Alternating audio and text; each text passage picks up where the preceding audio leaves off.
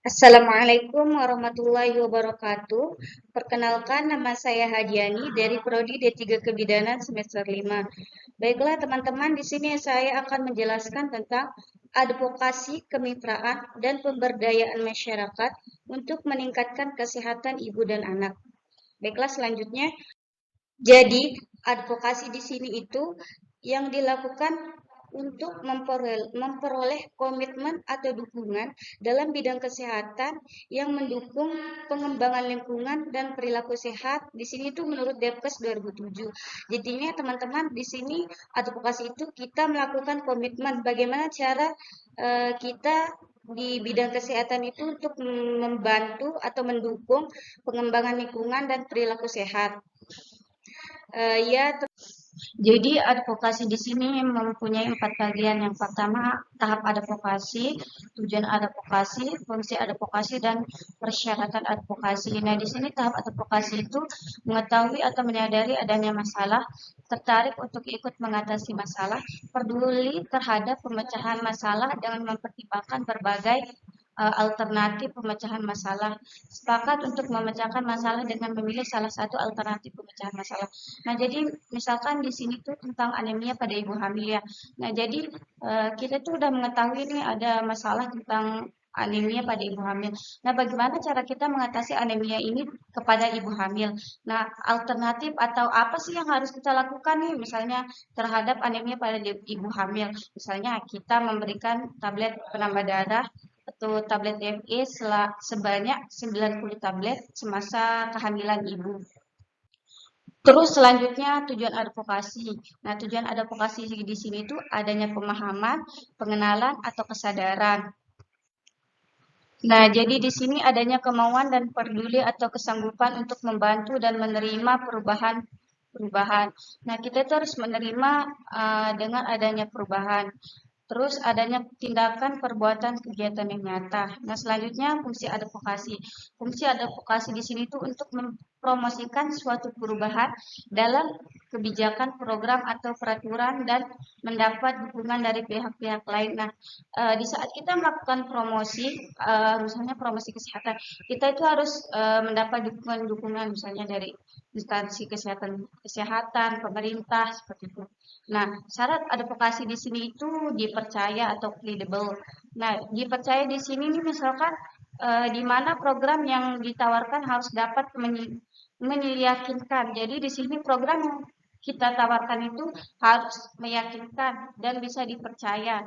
Jika kita tidak melakukan, misalnya tidak dipercaya, siapa sih yang bakalan mau mengikuti program kita nih kalau nggak dipercaya, terus layak. Nah, layak nggak sih program yang kita tawarkan ini atau yang kita promosikan, terus memenuhi kebutuhan masyarakat. Nah, jadi selanjutnya penting dan mendesak atau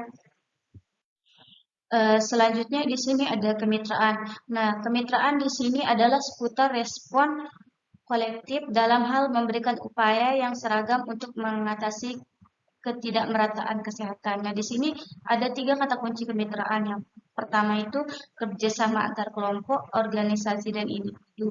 Yang kedua, bersama-sama mencapai tujuan yang disepakati bersama. Yang ketiga, saling menanggung risiko dan keuntungan. Nah, jadi di sini juga ada prinsip landasan dan langkah dalam mengembangkan kemitraan. Nah, di sini ada 3 kunci kemitraan menurut NS Sastrajaya Zilihu 2007. Yang pertama itu ada persamaan. Nah, jadi persamaan di sini kita bersedia menjalani kemitraan dengan partner kita dengan bersama-sama duduk sama rendah dan berdiri sama tinggi. Nah, selanjutnya di sini tuh ada keterbukaan. Jadi keterbukaan di situ menjadi kekuatan atau kelebihan kita terhadap partner kita dan kita harus saling melengkapi satu sama lain. Nah, selanjutnya ada saling menguntungkan. Nah, saling menguntungkan di sini juga tidak mesti dengan materi ya. Jadi di sini tuh kita melihat saling bersama kita dengan partner kita nih, misalnya kita melakukan sesuatu itu harus bersama-sama, tidak boleh dengan cara sendiri-sendiri. Jadi kita tuh harus bekerja sama antar tim. Baiklah, selanjutnya di sini ada pemberdayaan masyarakat. Nah, jadi di sini menurut Sudardi 2011, strategi pembangunan sebagai strategi dalam pemberdayaan masyarakat sudah berkembang dan sudah banyak dipakai. Tetapi meskipun strategi ini masih belum maksimal, tetapi model partisipatif dapat digunakan sebagai alternatif dalam pemecahan masalah ekonomi.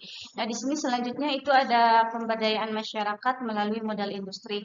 Dalam strategi pembangunan pemerintah, melalui teknik pemberdayaan ekonomi masyarakat, maka hal ini dapat menggunakan berbagai macam alternatif pemberdayaan, misalnya seperti mulai dari pemodalan, pelayanan pendidikan di kesehatan, serta salah satunya adalah memperkuat pembangunan dengan pemberdayaan ekonomi melalui industri kecil.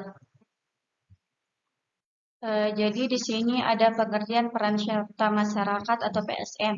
Nah, di sini peran serta masyarakat merupakan keikutsertaan individu, keluarga, dan kelompok masyarakat dalam menggerakkan upaya kesehatan yang juga merupakan tanggung jawab sendiri keluarga dan masyarakat. Jadi di sini itu individu, keluarga, atau kelompok itu bergerak untuk melakukan upaya kesehatan. Terus tujuan PSM di sini tuh ada tujuan umum. Yang pertama itu untuk meningkatkan jumlah dan mutu upaya masyarakat di bidang kesehatan. Selanjutnya tujuan khususnya itu meningkatkan kemampuan pemimpin pemuka masyarakat dalam menggerakkan upaya kesehatan, meningkatkan kemampuan organisasi masyarakat dan menyelenggarakan upaya kesehatan. Nah, yang terakhir meningkatkan kemampuan masyarakat dalam menggali, menghimpun dan mengelola dana sarana masyarakat kesehatan.